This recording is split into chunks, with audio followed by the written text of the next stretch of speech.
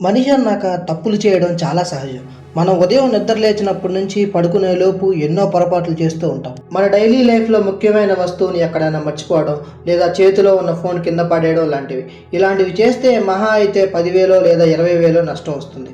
కాసేపు బాధపడతాం, ఆ తర్వాత దాన్ని మెల్లిగా మర్చిపోతాం. కానీ అదే మనిషి చేసే చిన్న తప్పు వల్ల ఏకంగా 1,00,000 కోట్లు బూడిదైపోతే, కేవలం ఒక్క రాంగ్ బటన్ ప్రెస్ చేయడం వల్ల ప్రపంచ పటం మీద ఒక నగరం 20,000 ఏళ్ల పాటు శ్మశానంగా మారిపోతే, చరిత్రను మార్చేయడానికి ఎప్పుడూ పెద్ద పెద్ద యుద్ధాలే జరగాల్సిన అవసరం లేదు. దానికి ఒక చిన్న నిర్లక్ష్యం చాలు. సముద్రంలో మునిగిపోవడం అసాధ్యమని ఎంతో గర్వంగా చెప్పుకున్న టైటానిక్ షిప్ కేవలం ఒక ఆఫీసర్ లాకర్ కీ మర్చిపోవడం అనే చిన్న మిస్టేక్ వల్ల 1,500 మంది ప్రాణాలను బలి తీసుకుంది. ప్రపంచంలోనే అత్యంత తెలివైన నాసా సైంటిస్టులు చేసిన 5వ తరగతి మ్యాథ్స్ మిస్టేక్ వల్ల అంతరిక్షంలో 100 కోట్లు ఆవిరైపోయాయి. ఒక చిన్న టైపింగ్ మిస్టేక్ వల్ల స్టాక్ మార్కెట్ కేవలం 30 సెకండ్లలోనే కుప్పకూలిపోయింది. ఈ వీడియోలో మనం చూడబోయేవి రోజు జరిగే నార్మల్ తప్పులు కావు, మానవ చరిత్రలోనే జరిగిన top 6 deadly mistakes. Hello friends, welcome to Surendra reveals. ప్రపంచంలో దాగి ఉన్న ఇలాంటి మైండ్ బ్లాక్ అయ్యే నిజాలను, మిస్టరీలను మీ ముందుకు తీసుకురావడమే నా ఈ కొత్త ఛానల్ యొక్క ఉద్దేశం. ఈ వీడియోని ఎండింగ్ వరకు చూస్తే అసలు మనుషులు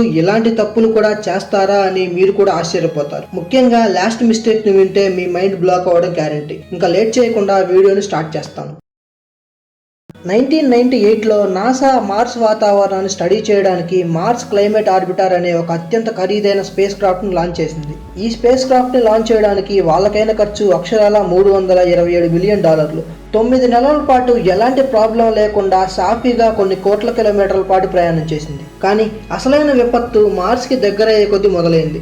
ఈ మిషన్కి సంబంధించిన ఒక వింతైన కమ్యూనికేషన్ గ్యాప్ జరిగింది. ఈ స్పేస్ క్రాఫ్ట్ని తయారు చేసిన కంపెనీ వాళ్ళు నావిగేషన్ సాఫ్ట్వేర్ క్యాలిక్యులేషన్స్ కోసం ఇంపీరియల్ యూనిట్స్ని వాడారు. కానీ గ్రౌండ్ స్టేషన్లో ఆ స్పేస్ క్రాఫ్ట్ని కంట్రోల్ చేస్తున్న నాసా సైంటిస్టులు మాత్రం డేటాని మెట్రిక్ యూనిట్స్లో రిసీవ్ చేసుకుంటున్నారు. వాళ్ళు స్పేస్ నుంచి రిసీవ్ చేసుకుంటున్న డేటాని మెట్రిక్ యూనిట్స్ నుంచి ఇంపీరియల్ యూనిట్స్కి కన్వర్ట్ చేయాలి అనే ఒక బేసిక్ విషయాన్ని అత్యంత తెలివైన నాసా సైంటిస్టులు కూడా గమనించలేకపోయారు.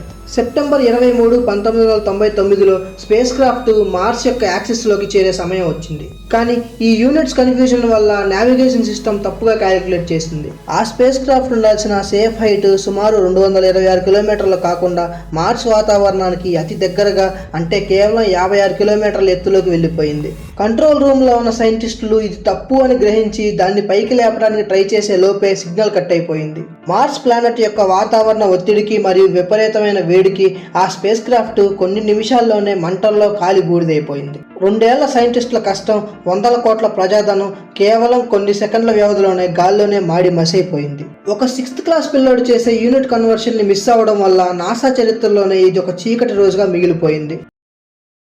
మనం పొరపాటుని ఎవరికైనా $500 ఎక్స్ట్రా పంపితేనే మన డబ్బులు తిరిగి వస్తాయో రావో అని టెన్షన్ పడిపోతాం. మరి అదే ఒక బ్యాంక్ ఎంప్లాయీ ఏకంగా 7,400 కోట్ల రూపాయలను రాంగ్ అకౌంట్కి పంపించేస్తే, ఆ తర్వాత డబ్బు తిరిగి ఇవ్వమని అడిగినప్పుడు మేము ఇవ్వమని వాళ్ళు మొహం మీద చెప్పేస్తే ఎలా ఉంటుంది?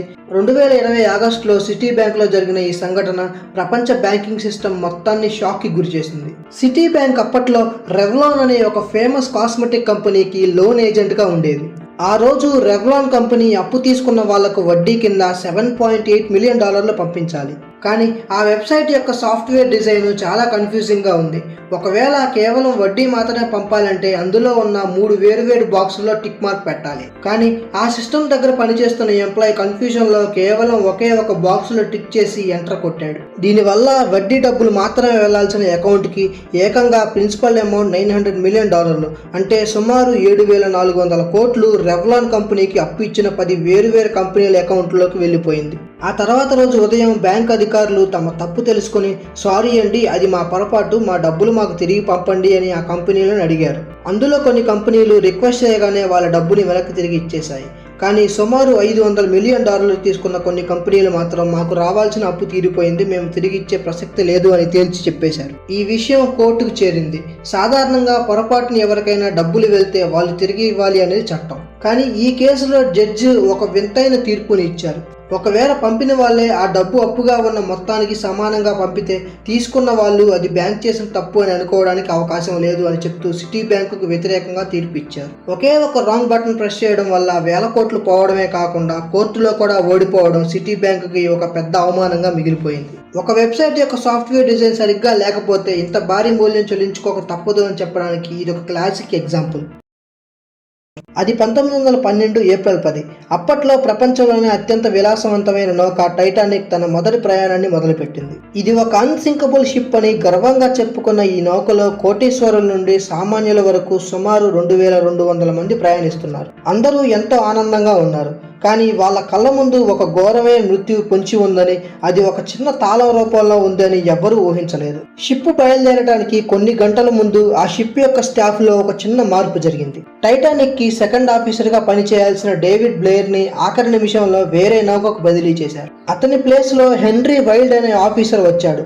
ఈ హడావిడిలో డేవిడ్ బ్లేయర్ షిప్ దిగి వెళ్లిపోతూ తన దగ్గర ఉన్న ఒక చిన్న లాకర్ కీని కొత్తగా వచ్చిన ఆఫీసర్ కి ఇవ్వడం మర్చిపోయాడు. ఆ లాకర్ లో ఏమున్నాయో తెలుసా?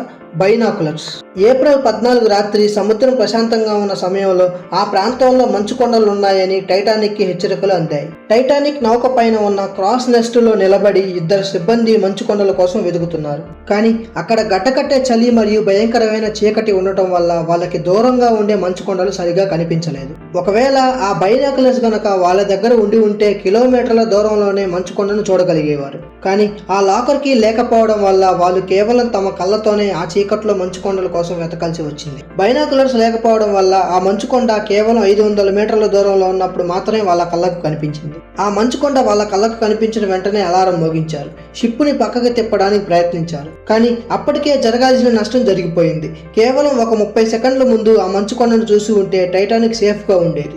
ఒక ఆఫీసర్ మర్చిపోయిన చిన్న తాళం చెవి 1500 మంది ప్రాణాలను బలి తీసుకుంది. ఈ ఒక్క చిన్న తప్పు నేటి లెక్కల ప్రకారం సుమారు $7.5 బిలియన్ ఆస్తి నష్టాన్ని మిగిల్చింది. ఆస్తి నష్టం జరిగితే ఎలాగోలా పూడ్చుకోవచ్చు. కానీ మనిషి చేసిన ఒక తప్పు వల్ల ఒక నగరం ఏకంగా 20,000 సంవత్సరాల పాటు శ్మశానంగా మారిపోతే 1986 ఏప్రిల్ 25 అప్పటికి అర్ధరాత్రి దాటింది. యుక్రెయిన్లోని ప్రిప్యాట్ నగరంలో సుమారు 50,000 మంది జనాలు ప్రశాంతంగా నిద్రపోతున్నారు. అక్కడికి కేవలం 3 కిలోమీటర్ల దూరంలో ఉన్న చెర్నోబిల్ న్యూక్లియర్ పవర్ ప్లాంట్ లోని రియాక్టర్ 4 కంట్రోల్ రూమ్ దగ్గర కొంతమంది ఇంజనీర్లు ఒక స్పెషల్ సేఫ్టీ టెస్ట్ చేయడానికి రెడీ అవుతున్నారు. అవ్వడానికి ఇది సేఫ్టీ టెస్ట్ అయినా సరే దీన్ని పర్ఫెక్ట్ గా ప్లాన్ చేయలేదు. ఒకవేళ కరెంట్ లేకపోతే బ్యాకప్ జనరేటర్లు ఆన్ అయ్యేలోపు కూలింగ్ పంప్స్ ఎలా పనిచేస్తాయో చెక్ చేయడమే ఈ టెస్ట్ యొక్క ఉద్దేశం. అయితే ఈ టెస్ట్ చేయడానికి ఇంజనీర్లు చేసిన అత్యంత భయంకరమైన తప్పు ఏంటంటే ప్లాంట్ లోని ఆటోమేటిక్ సేఫ్టీ సిస్టమ్ మొత్తాన్ని వాంటెడ్ గా ఆఫ్ చేసేశారు. ఏదైనా ప్రమాదం వస్తే అలర్ట్ అయ్యే ఎమర్జెన్సీ అలారమ్స్ ని కూడా డిస్కనెక్ట్ చేశారు. ఇప్పుడు సమయం కరెక్ట్ గా అర్ధరాత్రి 1:23. సేఫ్టీ సిస్టమ్స్ లేకపోవడంతో రియాక్టర్ లో పవర్ లెవెల్స్ అమాంతం పడిపోయి మళ్ళీ ఒక్కసారిగా విపరీతంగా పెరిగిపోయాయి. భయపడిపోయిన ఇంజనీర్లు వెంటనే సిస్టమ్ ని ఆపడానికి ఎమర్జెన్సీ షట్ డౌన్ బటన్ ని ప్రెస్ చేశారు. కానీ అందులో ఉన్న ఒక డిజైన్ ఫ్లా వల్ల ఆ బటన్ ఇంజిన్ ని ఆపడానికి బదులు ఒక డిటోనేటర్ లాగా పనిచేసింది. కొన్ని సెకండ్లలోనే 2 భారీ పేలుళ్లు జరిగాయి. 1000 టన్నుల బరువు ఉండే రియాక్టర్ పైకప్పు పేలుడు దాటికి గాల్లోకి ఎగిరిపోయింది. ఈ పేలుడు వల్ల హిరోషిమా మీద వేసిన ఆటం బాంబ్ కంటే 400 రెట్లు ఎక్కువ రేడియేషన్ గాల్లో కలిసిపోయింది. నిద్రపోతున్న ప్రజలను రాత్రికి రాత్రే అక్కడి నుంచి ప్రాణాలతో ఖాళీ చేయించారు. అప్పటికప్పుడు 100 మంది ప్రాణాలు కోల్పోగా ఆ తర్వాత గాలి పీల్చిన లక్షల మంది క్యాన్సర్ బారిన పడ్డారు. దీన్ని క్లీన్ చేయడం కోసం ప్రభుత్వం పెట్టిన ఖర్చు అక్షరాల $235 బిలియన్. అనుమతి లేకుండా చేసిన ఒకే ఒక టెస్ట్ వల్ల ఆ ప్రాంతం రాబోయే 20,000 సంవత్సరాల వరకు మనుషులు అడుగు పెట్టడానికి కూడా వీలైన ఒక రెడ్ జోన్ లాగా మారిపోయింది. ఒకే ఒక టైపింగ్ మిస్టేక్ వల్ల జరిగిన నష్టం అక్షరాల $617 బిలియన్. అంటే మన కరెన్సీలో దాదాపు 50 లక్షల కోట్లు. ఇది జరగడానికి పట్టిన సమయం కేవలం కొన్ని సెకండ్లు మాత్రమే.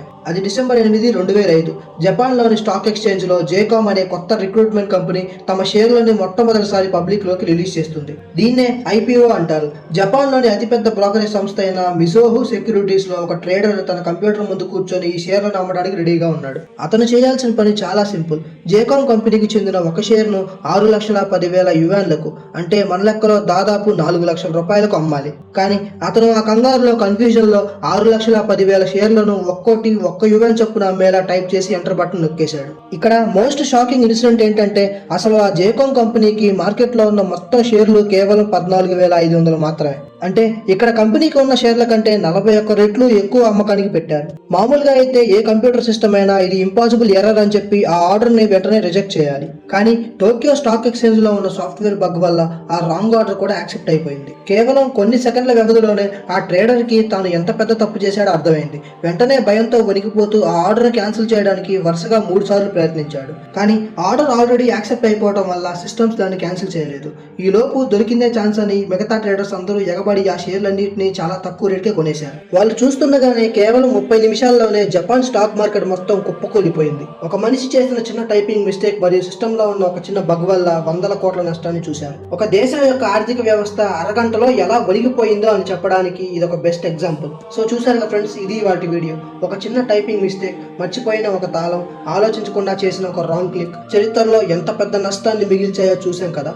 ఈ తప్పుల్లో మిమ్మల్ని బాగా ఆశ్చర్యపరిచిన బ్లండర్ మిస్టేక్ ఏంటో కింద కామెంట్స్ లో చెప్పండి. నా ఈ కొత్త ఛానల్ ను సపోర్ట్ చేయడానికి దయచేసి ఈ వీడియోని లైక్ చేయండి. ఇలాంటి మరిన్ని మైండ్ బ్లోయింగ్ ఫ్యాక్ట్స్ మరియు మిస్టరీస్ ని మిస్ అవ్వకూడదంటే సురేంద్ర రివీల్స్ అఫీషియల్స్ ఛానల్ ని సబ్స్క్రైబ్ చేసుకొని పక్కనే ఉన్న బెల్ ఐకాన్ ని ఆన్ చేసుకోండి.